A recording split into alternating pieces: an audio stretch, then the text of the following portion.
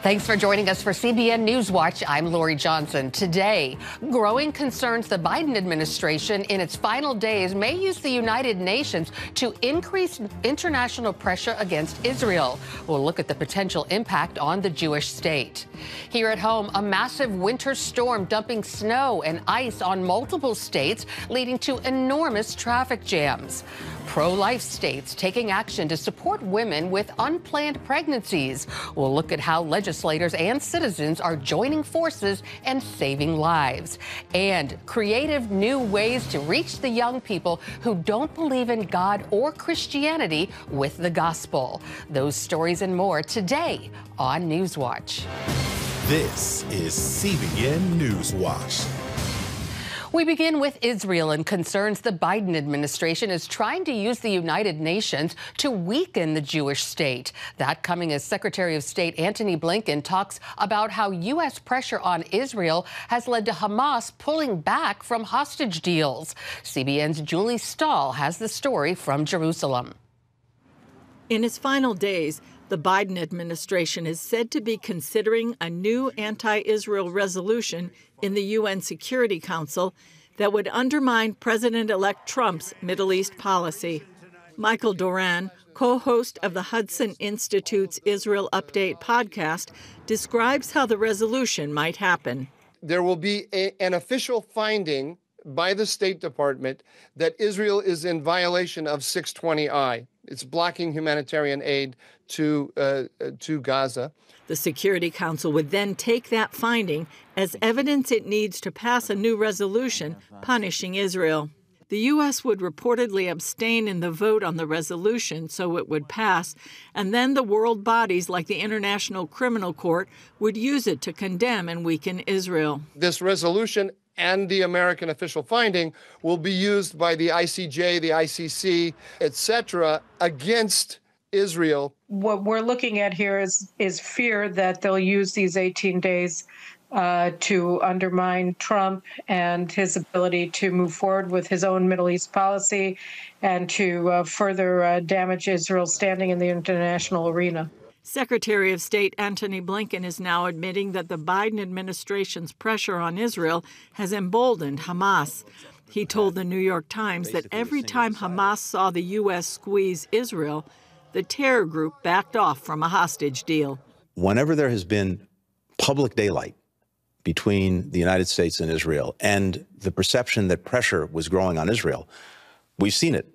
Hamas has pulled back from agreeing to a ceasefire and the release of hostages. Negotiations for a ceasefire and hostage release are moving slowly. Hamas has reportedly agreed to release 34 hostages, but the terror group is demanding a week-long ceasefire so it can determine which ones are still alive and how many are dead.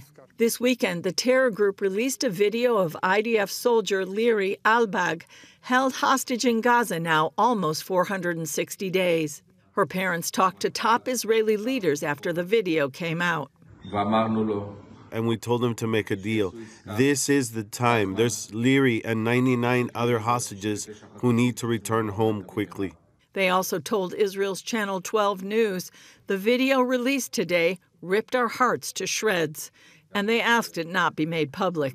In his interview with The Times, Blinken said Hamas is responsible for the hostages' continued captivity and questions why world leaders aren't putting more pressure on the terror group.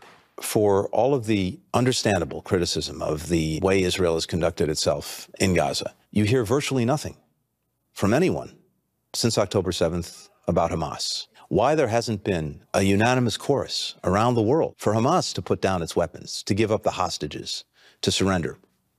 I don't know what the answer is to that. Meanwhile, the war continues on other fronts. This morning in Samaria, also known as the West Bank, terrorists fired on an Israeli bus, killing 3 Israelis and wounding 9 others. Julie Stahl, CBN News, Jerusalem. Our CBN News Middle East Bureau Chief Chris Mitchell is here with us in studio. So, Chris, the Biden administration would allow this UN resolution claiming that Israel is blocking humanitarian aid to Gaza to pass, and that would open the door for more UN actions against Israel. What would the UN likely do? Well, it may depend on exactly how the resolution is worded and whether it falls under what's called Article 6 or Article 7. Article 6 is certainly a resolution that would likely be anti-Israel, but it wouldn't carry the weight of Article 7, which actually carries the use of force by the United Nations against Israel or any other nation that this resolution against.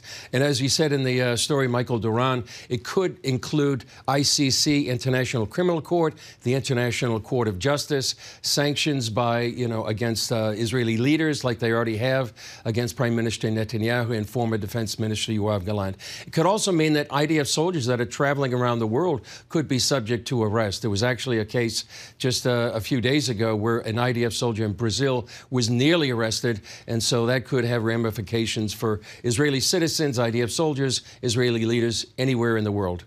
Well, Secretary of State Blinken told the New York Times that whenever Hamas saw the Biden administration pressure Israel, terror groups backed off from a hostage deal. Haven't many in the Israeli government been saying the same thing? They really have. They've been saying that, while the U.S. has been pressuring Israel and sometimes even trying to undermine the Netanyahu government, that's really Israel is fighting another additional front, which is opposition from the United States. They have had a limited arms embargo against Israel and seemingly undermining in public against the Israeli government, which, as Blinken said, actually creates that daylight, that public daylight between Israel and the United States, and also, just makes Hamas more entrenched on their demands against Israel in these negotiations. And Blinken also said he didn't understand why so little has been said about Hamas since October 7th, and it seems like most of the criticism has been aimed at Israel.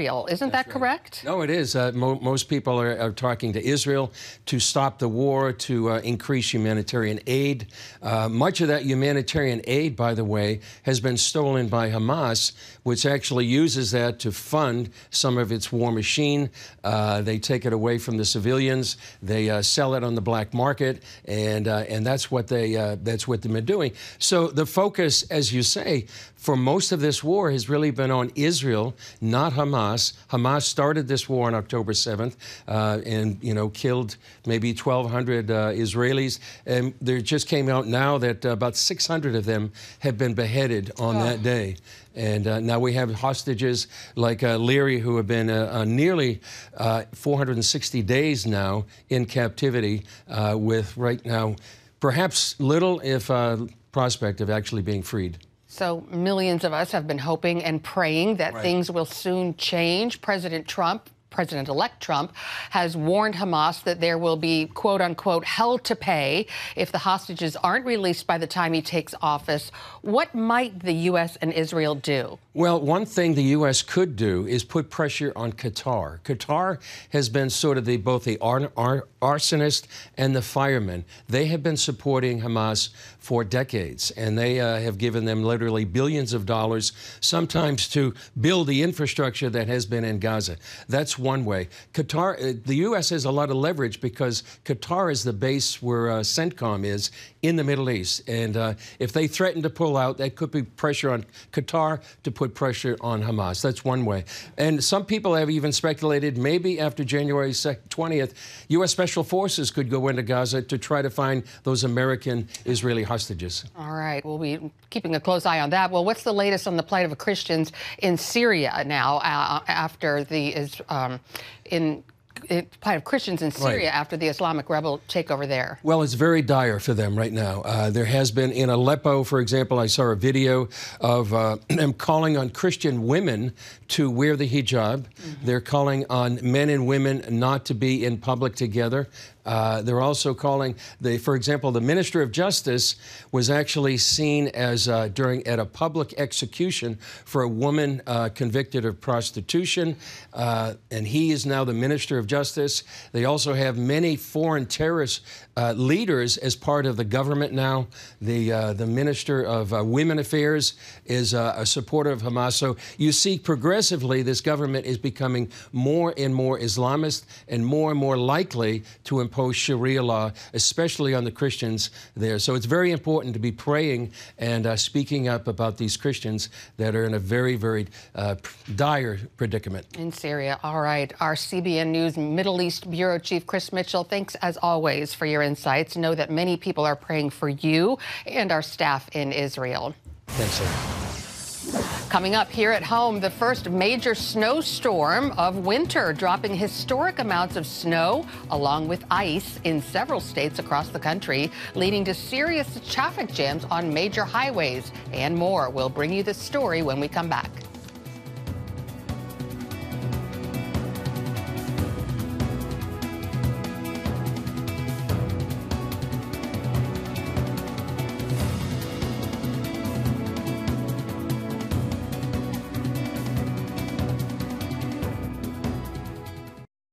The biggest snowstorm in a decade is hitting parts of the central and eastern United States. In Missouri, more than 1,000 drivers were stranded on the interstate for hours. From the Great Plains to the Atlantic coast, as many as 63 million Americans are on alert.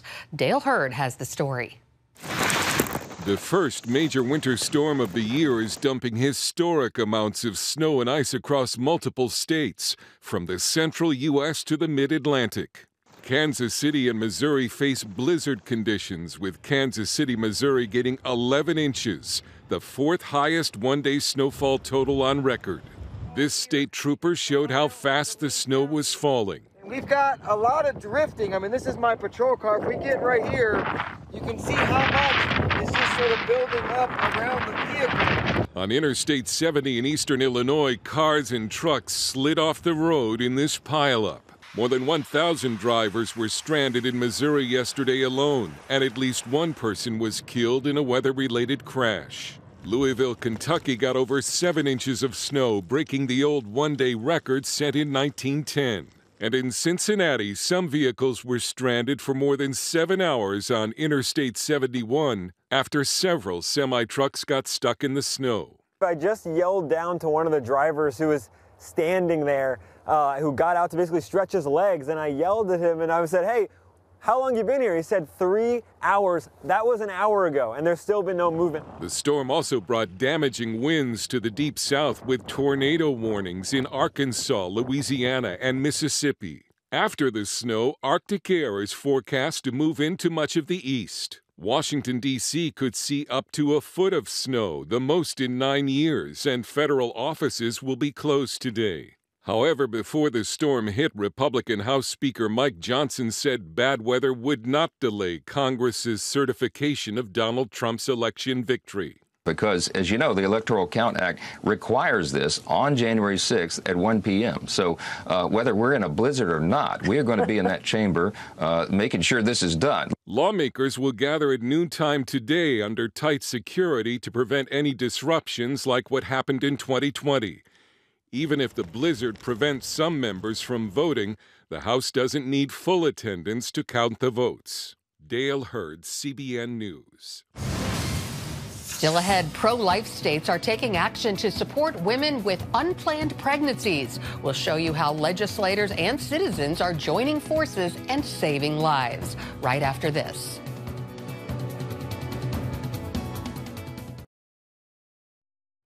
23 states currently forbid abortion after 12 weeks. Lawmakers and ministries in many of those states want to be known not just for their opposition to abortion, but for their pro-life stance as well. That's why they're taking action to support women with unplanned pregnancies. CBN's Paul Petit takes a closer look at their efforts and how they're saving lives. Yes, you good girl. Like many women facing an unplanned pregnancy, Christina Mutter felt isolated and afraid. I thought, oh no, what am I going to do? I'm scared. What are people going to think about this? How am I going to continue to work? Ultimately, Christina chose to have her baby and received help making that decision at Open Arms Pregnancy Center in Huntsville, Arkansas. As you think a new baby, you automatically think, I don't have enough. But really, God says that's an increase. You're increasing your family, you're increasing a person, so you're going to have more than enough. The Pregnancy Center helps expectant moms by offering everything from free birth kits and baby clothes to parenting classes. Last year with the grant, we gave, I think it was $1,500 in resources to different families. We gave 30 birth kits away. That would be to a new mom that doesn't have anything. A large portion of funding for those items came from the state, which awarded the Pregnancy Center a $50,000 grant. Sharice Dean, a government liaison, helped make that happen. We are not just an anti-abortion state. We are a pro-life state. So we thought, what's their biggest need? Their need is funding. So we went to the governor. Arkansas is one of the most pro-life states in the country, and we want to keep it that way. But that also means that we need to help a lot of the new moms who are going through this process. Arkansas provided $2 million in state grants in 2024 with the possibility of more in 2025. The money goes to pregnancy centers like Open Arms, as well as maternity homes, foster care, and adoption services. So I think investing in programs like that allow us not just to say we're pro-life, but to really invest in helping protect and show the value that we place on it. Arkansas is not the only state providing assistance. Louisiana and Arizona offer tax credits for adoption services. My initial plan was actually to get an abortion. I had taken out a loan. Texas takes a different approach. It awarded $2 million to the Brave Love campaign. Produced by a nonprofit called Modern Adoption Plans, these video testimonies encourage women to choose adoption over abortion. We make sure we show that video, and then we have open discussion, too, of just even like what are the stigmas with adoption, what are the biases that come along with that. And I just feel like that's been super helpful for us, having that tool in our toolbox. The state found the campaign's impact showed 78% of women between the ages of 16 and 20 were more likely to consider adoption after watching the videos. Education on the benefits of adoption is behind a program that's now part of a mandatory health curriculum in Arkansas, Louisiana, and West Virginia high schools. If you live in a great state with a great pro-life law, there's still all of this marketing and messaging getting to them about abortion drugs and this supposed easy, quick fix of the abortion pill when it's anything but that. So we should, with just as much vigor and funding, be putting these adoption messages forward and reaching people of all ages. The #1 legislative priority of Susan B. Anthony Pro-Life America is a program called MedEd. They're targeting specific states to educate the public and doctors about emergency care available to pregnant women. Because unfortunately, there has been this huge talking point amongst Democrats and the abortion lobby that if you live in a pro-life state and you're pregnant, that your life could be in danger because you're not going to be able to get miscarriage care or other things.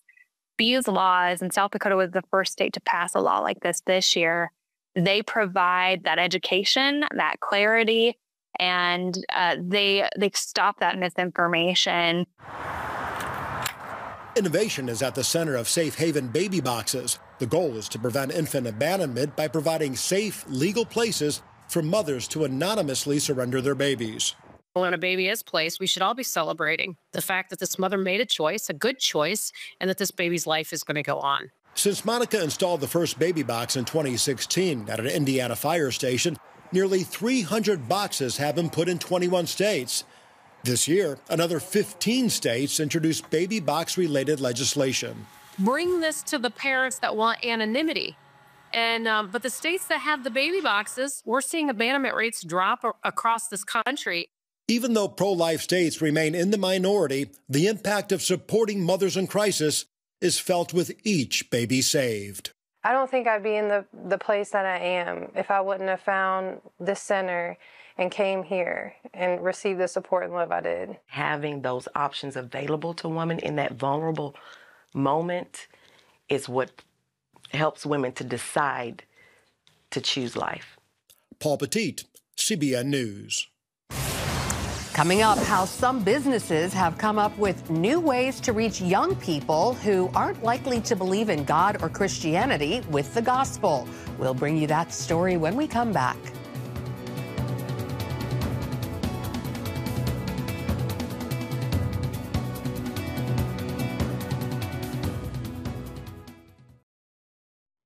The search is on for creative ways to reach young Americans who are statistically less likely to believe in God and Christianity. Some companies have found success by creating specific faith-based content directed at generations Z and Alpha. Billy Hallowell has that story. 4 million. That's how many copies have sold of the Action Bible, a popular comic book-style retelling of Scripture. Brock Eastman, branding director for the project, believes the book's popularity sheds light on young people's evolving Bible engagement. The story to life. And we like to think about the act about bringing the Bible to life in a different way. For this generation specifically, who is involved with graphic novels, this Bible appeals to them because they like that kind of, oh, I can see the images of the story moving. And there's a narrative, like a paraphrased narrative of the Bible story that's easy to understand and sounds like a conversation. So it's a very inviting Bible. I think that's what stands out about the Action Bible for a lot of people. Others are on a similar mission. Arv Soli and his team at BibleX are currently developing Gate Zero, an immersive video game where players explore Scripture. That's the reason we're doing this, is to make the next generation able to experience the Bible and understand it. And also, we truly believe that in order to be saved and to understand the big hope that God has given us through Jesus, we truly believe that you have to spend time with it.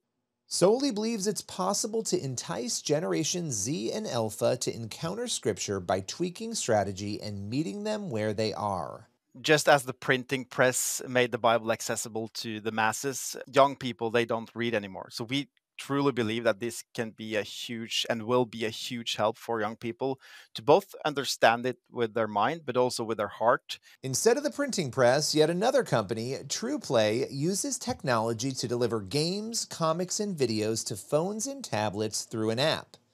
Founder Brent Dusing shares his mission to reorient the content young people consume. Everything we do contains God's truth. It's a faith-forward solution for families where kids are on screens 50 hours a week, and most of the time they're playing games. Dusing wants to infuse biblical truth into young minds by tapping into this reality. Our vision is to change an entire generation. Billy Hallowell, CBN News. That's it for this edition of CBN NewsWatch. Remember, you can find more of our news programs on the CBN News channel anytime or online with cbnnews.com. Also, tell us what you think about the stories you've seen by emailing newswatch@cbn.com or talk to us on Facebook, Instagram, and X. We hope you'll join us again next time. Have a great day, everyone.